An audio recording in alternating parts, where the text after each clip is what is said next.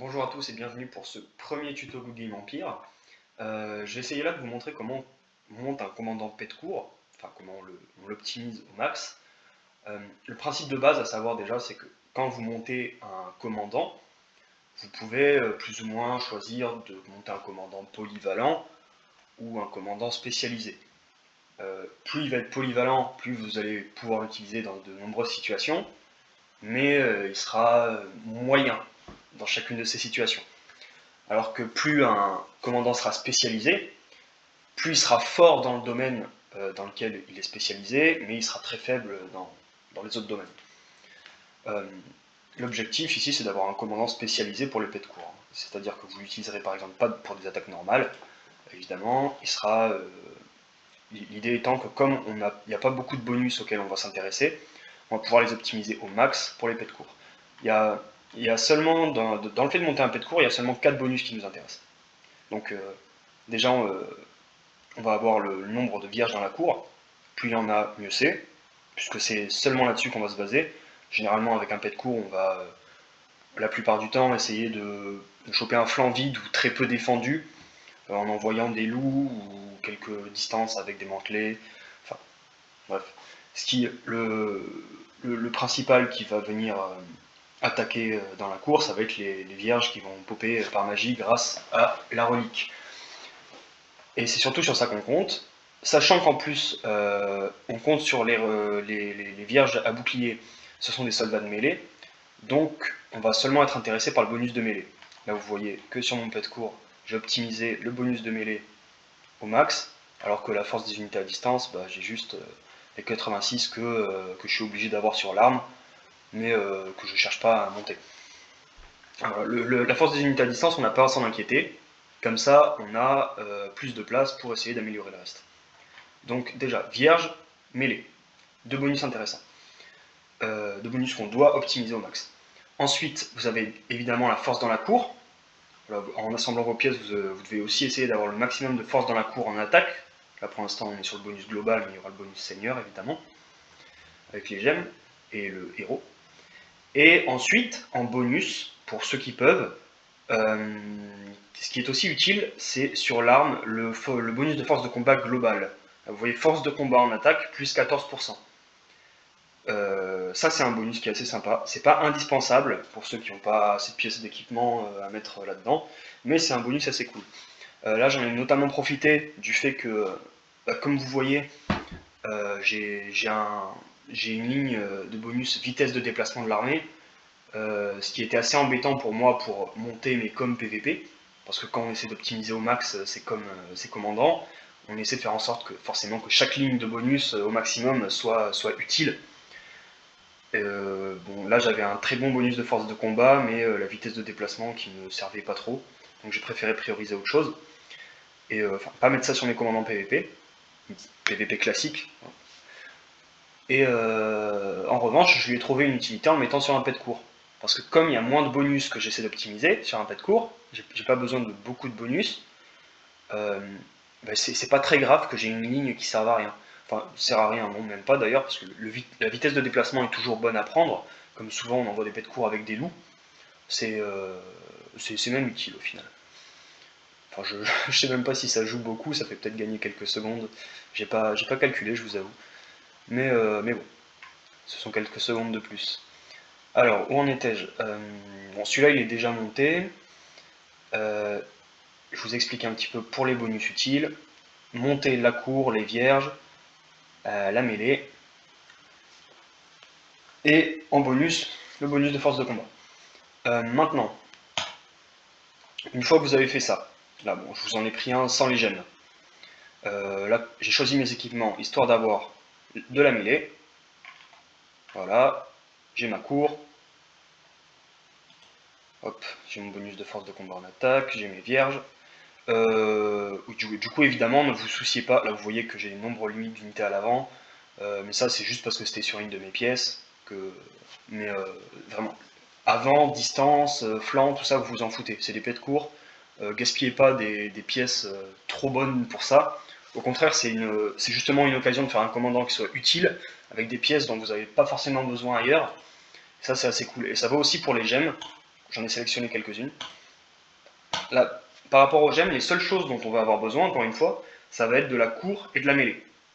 La cour et de la mêlée, sur les commandants classiques, PVP, on va souvent chercher à optimiser la distance avant. Si on doit choisir entre avoir la distance max et la mêlée max, on va plutôt choisir distance max parce que le plus difficile à passer c'est le mur. Donc on va prioriser les gemmes avec de la distance. Ce qui fait que souvent on peut avoir des gemmes là où il n'y a que, par exemple, là j'ai que de la cour et de la mêlée.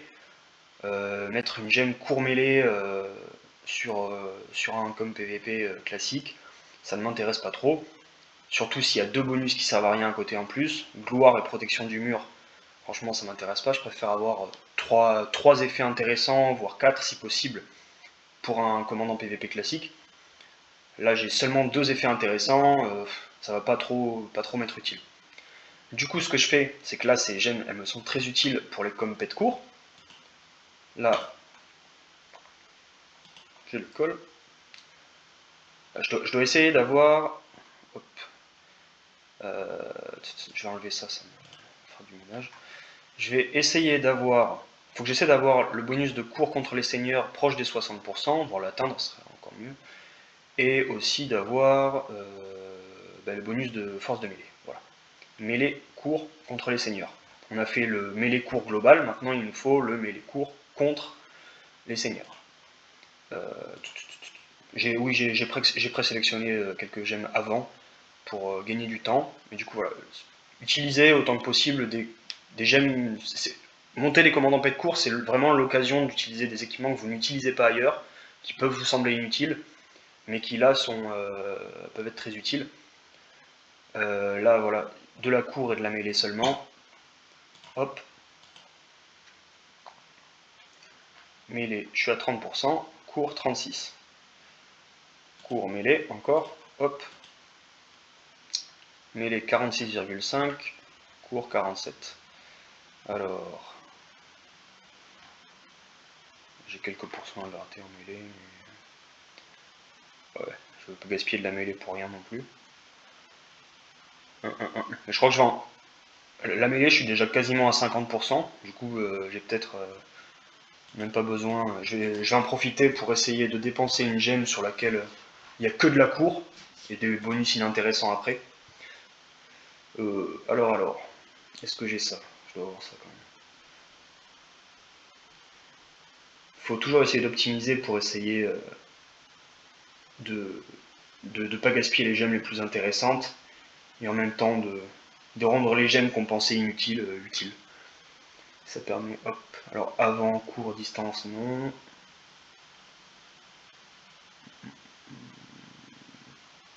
Court, flanc, distance, non. J'aimerais un truc où il n'y a que de la cour comme ça.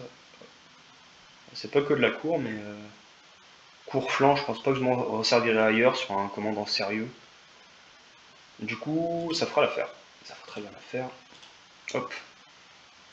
Là après, pour gratter les quelques pourcents qui manquent, il me suffira d'améliorer un petit peu mes reliques au relicus.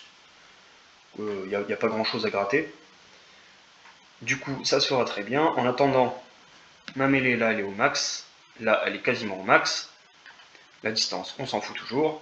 La cour est au max. Ici, la cour contre les seigneurs, elle est au max aussi.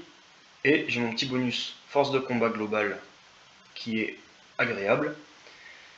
Il manque plus qu'un héros. Pour héros, pareil, hein, c'est toujours la même logique. On va avoir la deuxième stat, de mêlée contre les seigneurs et de cour contre les seigneurs qu'on peut avoir grâce au héros et qu'on va essayer d'avoir.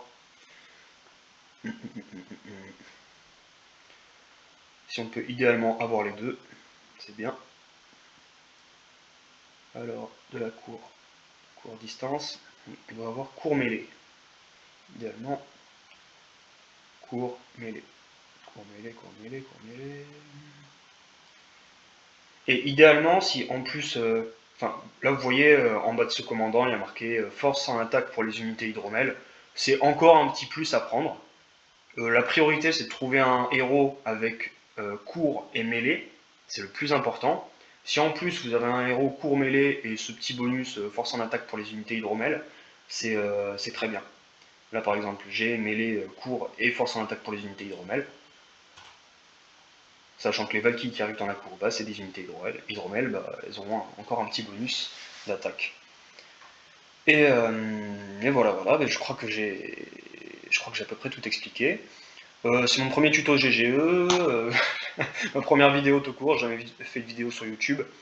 J'ai pas pour objectif de percer, simplement ça me permet de synthétiser des tutos sur une vidéo, puis de les montrer directement quand quelqu'un a besoin d'explications, plutôt qu'expliquer les choses 10 000 fois. Comme ça, c'est là, j'ai plus qu'à renvoyer vers l'explication. N'hésitez pas à me demander s'il y a d'autres choses qui vous intéresseraient, enfin, sur lesquelles vous aimeriez un tuto. Si vous avez des questions, si mes explications n'étaient pas claires, si j'ai oublié quelque chose. Là, je pense que sur le pet court, je pense que j'ai été assez exhaustif.